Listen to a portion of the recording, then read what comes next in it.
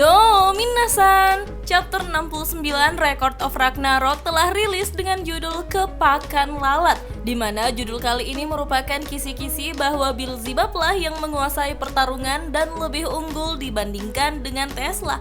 Bahkan siapa yang menyangka jika sumber kekuatan dari Beelzebub bukanlah kutukan dari Satan, melainkan ilmu pengetahuan atau sains. Siapakah dari kedua ilmuwan hebat ini yang akan memenangkan ronde ke-8 minasan? Sebelum saya lanjut, jangan lupa like, komen, dan subscribe ya. Oh ya, siapa tahu ada yang ingin berdonasi? Silakan klik link Saweria yang ada di deskripsi ya. Chapter ini dimulai saat seluruh penonton bertanya-tanya tentang apa yang sedang terjadi. Setelah pada chapter 68 lalu tidak ada gerakan yang dilakukan oleh Beelzebub, namun mampu menghancurkan arena serta menyerang Nikola Tesla. Beruntungnya karena Tesla dengan cepat mampu menghindarinya. Muncullah Galileo Galilei serta Thomas Alva Edison yang sedang menonton pertarungan dari pihak manusia.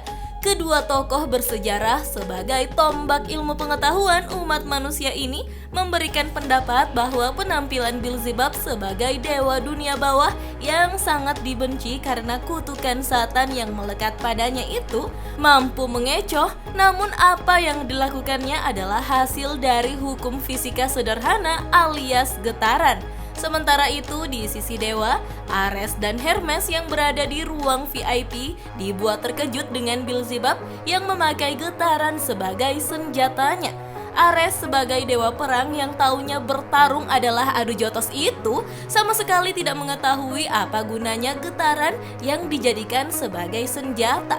Hermes pun mempraktekkan bagaimana getaran suara yang ia hasilkan mampu memecahkan gelas. Kemudian menjelaskan kepada Ares bahwa getaran bisa menghancurkan benda-benda sebagai gelombang suara maupun mengguncang tanah seperti gempa bumi.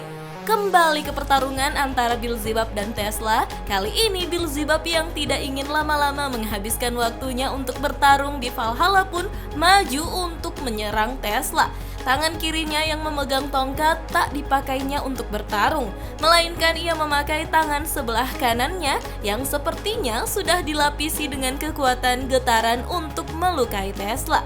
Namun Tesla berhasil menghindar dengan mundur ke belakang dan harus merelakan armor dari setelan masa depannya yang tertebas selayaknya terkena pedang tajam. Hermes kembali menjelaskan bahwa kekuatan getaran bisa sangat tajam dan bisa berubah menjadi pisau. Kekuatan getaran yang mampu menghasilkan kehancuran yang luar biasa. Itulah kekuatan Beelzebub. Apalagi ini adalah teknik yang sederhana dengan beberapa modifikasi. Maka dari itu, teknik ini sulit untuk dihadapi. Ares pun bertanya, seberapa besarkah tingkat kerusakan jika terkena teknik itu? Hermes menjawabnya bahwa dengan sentuhan kecil saja, tubuh kebanggaan Ares akan hancur berkeping-keping.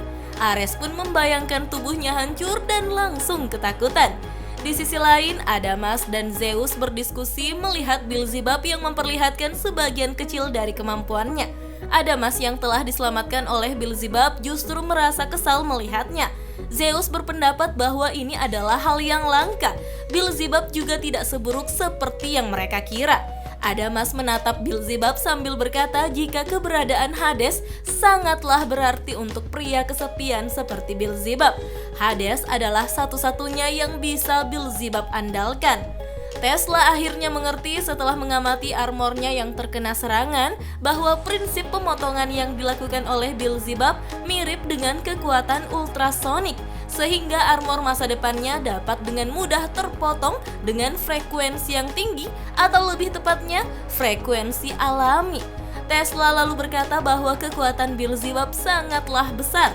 Jika ia terkena serangan langsung seperti sebelumnya, maka Tesla akan langsung terbelah menjadi dua. Brunhilde berpendapat bahwa kemampuan Beelzebub terlalu curang. Goal pun panik dan meragukan apakah Tesla mampu menghadapi Beelzebub. Brunhilde pun menjelaskan bahwa kekuatan armor masa depan yang dipakai oleh Tesla bisa diwujudkan dengan menggunakan Valkyrie Gondol sebagai material utamanya. Sekedar info ya minasan, Dalam naskah mitologi Norwegia, Valkyrie Gondul juga disebut sebagai dewa perang loh. Brunhilde pun berkata bahwa mahakarya sains terbesar yang dikembangkan oleh umat manusia adalah Volun yang digunakan oleh Tesla bernama Super Automaton Beta. Tesla mengomentari kemampuan Beelzebub yang telah menghancurkan tanah dan memotong super armornya sebagai kekuatan dewa yang indah. Dan Tesla pun akhirnya mulai maju untuk menyerang Beelzebub sambil berkata bahwa inilah saatnya bagi dirinya menunjukkan kekuatan dari ilmu pengetahuan umat manusia. Setelah berhadapan dengan Beelzebub, tangan kanan Tesla pun terangkat dengan Volun yang berputar dan bercahaya di kepalan tinjunya. Tapi sesaat sebelum tinju Tesla akan mendarat, Beelzebub pun menyadari sesuatu dan segera mundur ke belakang. Asap pun menutupi pandangan Beelzebub, namun tanah di hadapannya telah hancur akibat serangan Tesla. Para umat manusia yang menonton pun berkata jika gerakan Tesla sungguh sangat keren. Tesla masih dengan kuda-kudanya dan kembali menyerang Beelzebub. Namun serangan beruntun Tesla itu tak ada satupun yang mengenai Beelzebub. Para ilmuwan umat manusia sebagai Circle Tesla yang berkumpul merasa bahagia melihat penemuannya berada di Valhalla. Ada Albert Einstein yang masih menjulurkan lidah di situ ya minasan. Nah, para bestinya Tesla pun menjelaskan bahwa energi kehidupan yang diperoleh dari gadis Valkyrie itu mampu mentransmutasikan senjata suci Volun, lalu diubah menjadi tegangan ultra high ke dalam armor Super Automaton Beta. Salah satu ide dari Edison adalah ide dari Tesla yang bisa disebut dengan Plasma Pulse Punch. Para umat manusia merasa jika serangan hebat Tesla mampu menghancurkan para dewa. Berbeda dengan Tesla yang justru kecewa dengan penemuannya itu yang tak mampu mengenai Beelzebub. Jika seperti itu, temuan Tesla hanya seperti pemanggang roti yang bisa menebarkan asap saja. Ya, meskipun secanggih atau sehebat bagaimanapun alat yang Tesla kenakan, tetapi jika Tesla sendiri yang tak mampu menebak gerakan Beelzebub, maka hasilnya akan percuma. Tesla pun kembali menyerang Beelzebub dan berkata jika ia hanya akan menebaknya saja. Dengan kecepatan penuh, Tesla kini sudah ada di hadapan Beelzebub.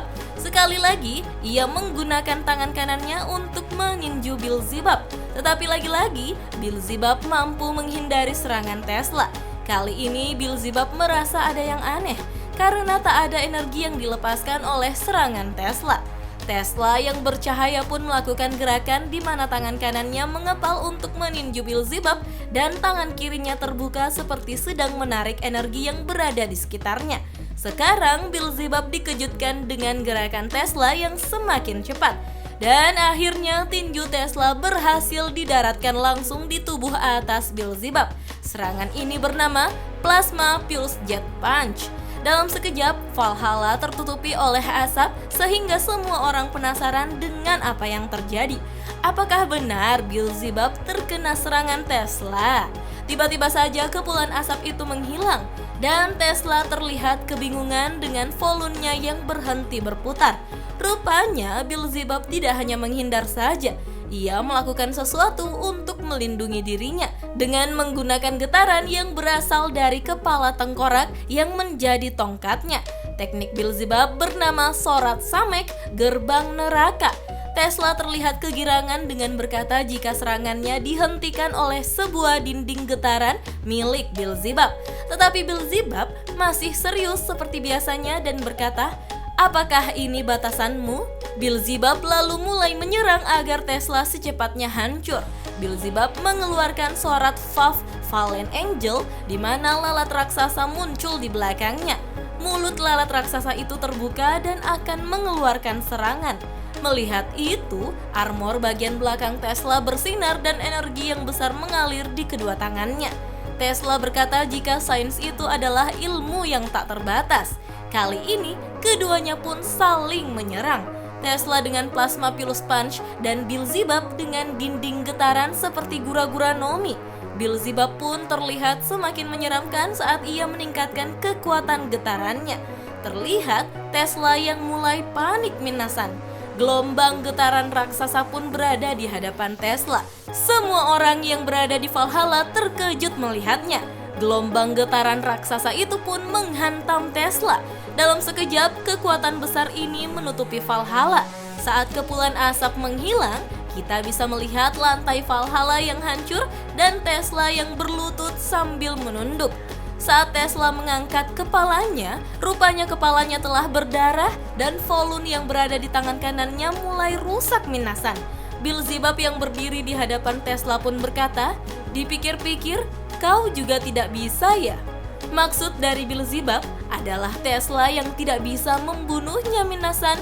Wah, keduanya terbilang memakai pakaian yang tertutup ya minasan.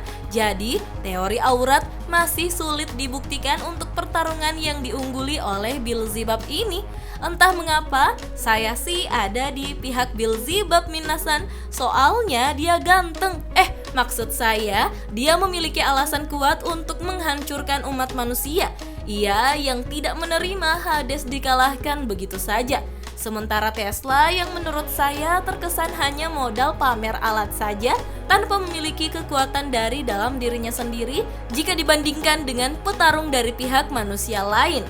Tapi ini masih pendapat pribadi saya ya, yang belum mengetahui masa lalu dari Tesla. Seperti kebiasaan dari manga ini, pasti akan ada chapter khusus yang menceritakan masa lalu Tesla sebagai ilmuwan. Ya, kita tunggu saja chapter berikutnya rilis bulan depan ya. Oke deh, sampai di sini dulu. Kita lanjut di kolom komentar yuk. Dah.